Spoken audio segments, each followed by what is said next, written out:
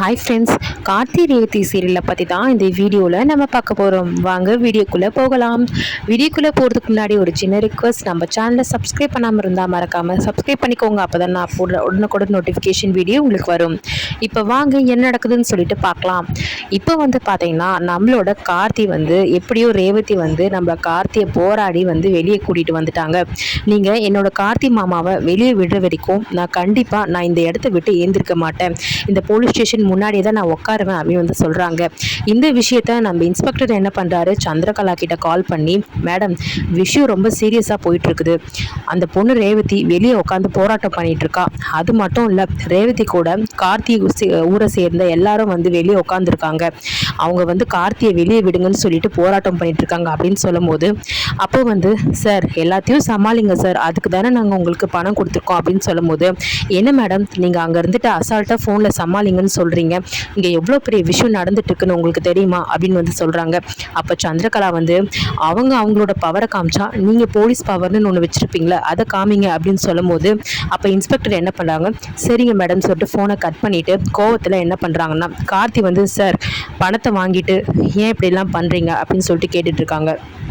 என்ன பண்ணணும்னு சொல்லிட்டு எனக்கு தெரியும், நீ எனக்கு சொல்ல வேண்டாம் அப்படின்னு சொல்லிட்டு நம்மளோட கார்த்திகிட்ட இன்ஸ்பெக்டர் சொல்லிட்டு கான்ஸ்டபிள் கிட்ட எல்லாருக்கிட்டையும் என்ன சொல்கிறாருன்னா, இங்கே பாருங்க, இந்த மாதிரி போலீஸ் ஸ்டேஷன் முன்னாடிலாம் கூச்சல் போட்டுட்டு இருக்கக்கூடாது, எல்லாரையும் அடித்து வெளியே துரத்துங்க அப்படின்னு சொல்கிறாங்க.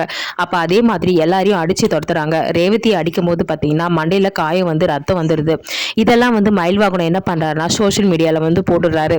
சிவனாண்டி பார்த்துட்டு என்ன பண்ணுறாருன்னா, ஐயோ என்ன இது, என்ன நடக்குதுன்னே தெரியலன்னு சொல்லிட்டு உடனே சந்திரகலாவுக்கு ஃபோன் பண்ணுறாங்க. ஃபோன் பண்ணிட்டு, சொல்லுங்க என்னங்க திடீர்னு ஃபோன் பண்ணியிருக்கீங்கன்னு சொல்லிட்டு சந்திரகலாவுக்கு ஒரு விஷயமும் தெரியல. என்ன சந்திரா, நீ எல்லாம் ஃபோன்லாம் பார்க்குறியா இல்லையா, என்ன நடந்துட்டு இருக்குது உனக்கு தெரியுமா அப்படின்னு சொல்லும் போது, என்னங்க சொல்றீங்க, நான் ஒரு வீடியோ அனுப்புறேன் அதை பாரு அப்படின்னு சொல்லும் போது சந்திரகலாவுக்கு அந்த வீடியோ அனுப்பி விடுறாரு. அப்போ இந்த மாதிரி போலீஸ்காரங்களாம் அடிக்கிறது, அதை பார்த்தீங்கன்னா பிரஸ்காரங்களாம் எடுத்து இந்த மாதிரி பேட்டி எடுக்கிறது, இது எல்லாத்தையுமே பார்த்தீங்கன்னா சந்திரகலா வீடியோ எடுத்து எல்லாத்தையும் பார்த்துட்டு இருக்காங்க. நேரா சாமுண்டீஸ்வரி கிட்ட போய், அக்கா உன் பொண்ணு பண்ண வேலையை பார்த்தியாக்கா, அந்த கார்த்தி கோசம் போலீஸ் ஸ்டேஷன் முன்னாடி போராட்டம் பண்ணிட்டு இருக்கா, இப்போ கார்த்தி என்ன பண்ண போறாங்களே தெரியல அப்படின்னு சொல்லும் போது, சந்திரா என்ன பண்ணாலும் சரி அந்த கார்த்தியை மட்டும் வெளியே விட வேணான்னு சொல்லு, இன்னும் எவ்வளோ பணம் வேணா நான் கொடுக்க தயாரா இருக்கேன் அப்படின்ற மாதிரி நம்மளோட சாமுண்டீஸ்வரி சொல்றாங்க.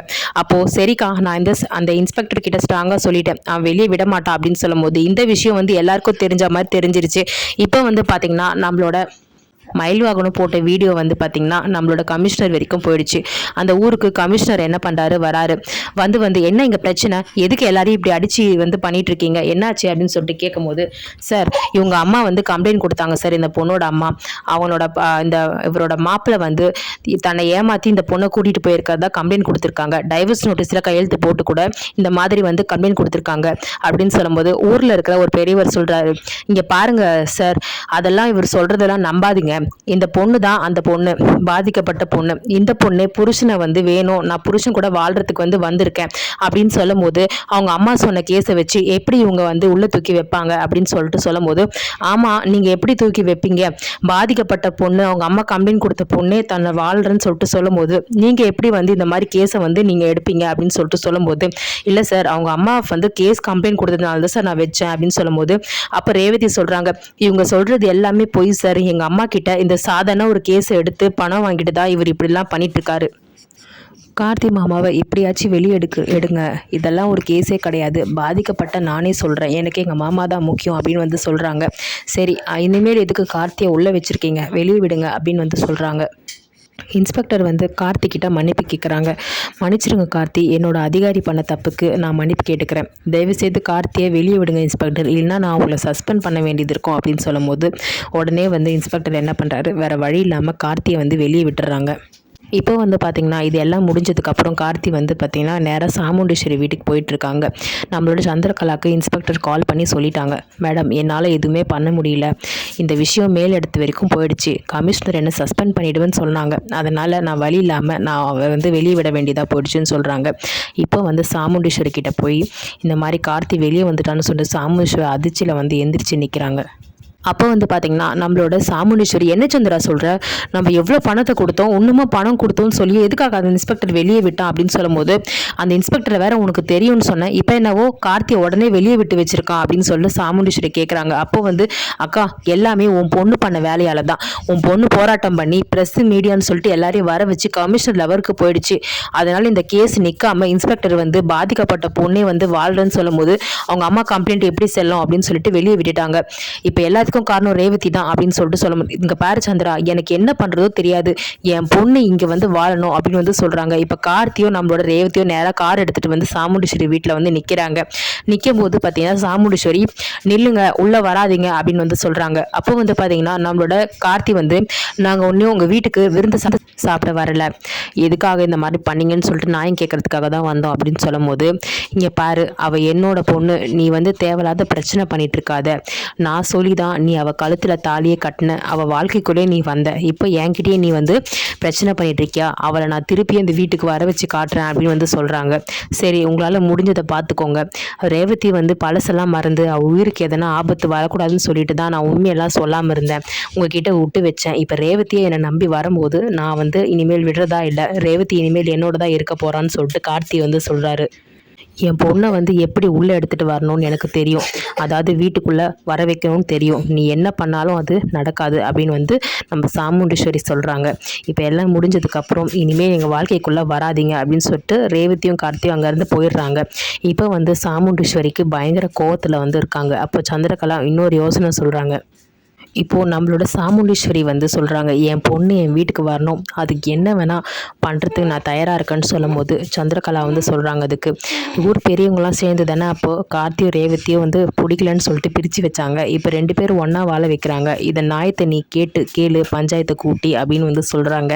இப்போ 2வது விதமாக கார்த்தி ரேவதியை பிரிக்கிறதுக்கு சாமுண்டீஸ்வரி என்ன பண்ணுறாங்க, பஞ்சாயத்தை வந்து கூட்டி இந்த மாதிரி வந்து என் பொண்ணு வந்து ஏமாற்றி தான் போயிட்டா, இந்த மாதிரி கார்த்தி ரேவதியும் நீங்கள் தானே வாழ்க்கையை வந்து பிடிக்கலன்னு சொல்லிட்டு பிரித்து வச்சிங்க, இப்போ கார்த்தி ரேவதி ஒன்று சேர்ந்து வாழ்கிறாங்கன்னு சொல்லிட்டு சொல்கிறாங்க, அப்போ இது எப்படி வந்து நியாயமாகும் அப்படின்னு வந்து சொல்லும் போது அப்போ ரேவதியை வந்து சொல்கிறாங்க, இங்கே பாரு இந்த மாதிரிலாம் வந்து பண்ணாதீங்கம்மா, நான் தான் சொல்லிட்டேன்ல கார்த்தி மாமா கூட தான் நான் வாழ போகிறேன்னு சொல்லிட்டு திருப்பி எதுக்காக இதெல்லாம் பண்ணிட்டு இருக்கீங்க அப்படின்னு சொல்லிட்டு சொல்லும்போது நம்மளோட சாமுண்டீஸ்வரி சொல்கிறாங்க, இங்கே பாரு ரேவதி, ஒழுங்கு மரியாதை வீட்டுக்கு வந்துடு, இல்லை இந்த வீட்டுக்கும் எனக்கும் யாருக்குமே சம்மந்தம் இல்லைன்னு சொல்லிட்டு நான் சொல்லிடுவேன் அப்படின்னு சொல்லிட்டு சொல்லும் போது, பரவாயில்லம்மா இனிமேல் எனக்கு யாருமே தேவையில்லை, மாமா மட்டும்தான் முக்கியம்னு சொல்லிட்டு சொல்லிடுறாங்க.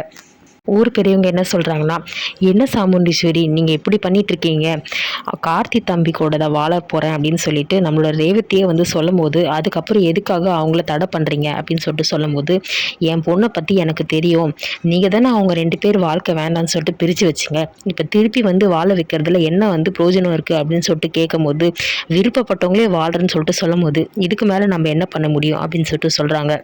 இப்போது இந்த கஷ்டம்லாம் ஒரு பக்கம் இருந்தாலும் நம்மளோட ரேவதி சாப்பிடாம வந்து இருக்காங்க நைட்டில். அப்போ வந்து பார்த்திங்கன்னா கார்த்தி வந்து என்ன ரேவதி ஏன் சாப்பிடாம இருக்கா அப்படின்னு சொல்லிட்டு ரூமில் வந்து கேட்டுட்ருக்காங்க. அப்போ வந்து ரேவதி வந்து சொல்கிறாங்க, இல்லை மாமா மனசே வந்து ரொம்ப கஷ்டமாக இருக்குது, ஏன் தான் அம்மா இப்படிலாம் பண்ணுறாங்கன்னு தெரியல, சுந்தரமாக அவங்க கூட வச்சுக்கணும் அப்படின்னு சொல்லிட்டு உங்களுக்கு வந்து தண்டிச்சிட்ருக்காங்க, எனக்கு இதெல்லாம் பார்க்கும்போது சாப்பிடக்கூட தோணலை, ரொம்ப மனசு கஷ்டமாக தான் இருக்குது அப்படின்னு சொல்லிட்டு இருக்காங்க. அப்போ கார்த்தி வந்து, இங்கே பாரு ரேவதி, நடந்ததான் நினச்சிட்டு இருந்தா அப்படி தான் இருக்கும், நீ கவலைப்படாத, எப்படியாவது நம்ம வந்து கண்டிப்பாக சேர்ந்து வாழ்வோம், அத்தை நம்ம எல்லாரையும் புரிஞ்சுப்பாங்க அப்படின்னு சொல்லிட்டு எனக்கு நம்பிக்கை இருக்குது, நீ கவலைப்படாமல் இரு அப்படின்னு வந்து சொல்லிட்டு இருக்காங்க.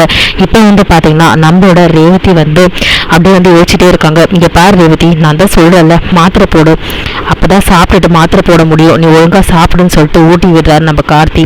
ரேவதி வந்து பார்த்துட்டு வேண்டாமாமான்னு சொல்கிறாங்க. இங்கே பாரு நான் சொன்னால் கேட்க மாட்டியா அப்படின்னு சொல்லிட்டு கார்த்தி சொல்லும் போது, ரேவதி நீங்கள் சொன்னால் நான் கேட்காம இருப்பேன் மாமா, சரி நான் சாப்பிட்றேன்னு சொல்லிட்டு சாப்பிடும்போது அப்போது ரேவதியும் வந்து பதிலுக்கு கார்த்திக்கு வந்து ஊட்டி விடுறாங்க.